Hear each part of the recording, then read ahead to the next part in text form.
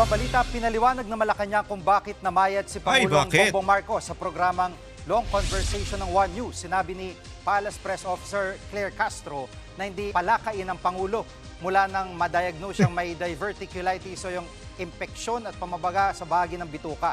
Nag-iingat lang daw ang Pangulo para hindi bumalik ang kanyang sakit. Kumakalat ngayon sa social media mga post na nagtatanong kung nasaan ang Pangulo. May mga bali-balita rin na ospital umano si PBBM. Pero fake news yan ayon sa palasyo. Sasampan daw na reklamo sa DOJ sa susunod na linggo ang mga nagpapakalat nito. Mas yun yung inano nila, mas una nilang kakasuhan yung medyo tinamaan sila dito, medyo alam mo yun, nasaktan tapos napikon, onion skin ng mga tarantado. Kaya magkakaso na sila.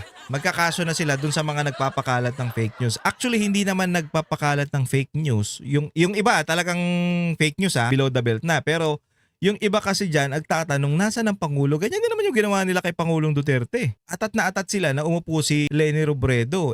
Nakita naman natin, naglabas naman si Pangulong Duterte ng medical bulletin. Yun ang hinihintay natin, maglabas ng medical bulletin itong si Bongbong Marcos. Eto mga pare, meron ako napanood yung kay Attorney Neil Abayon.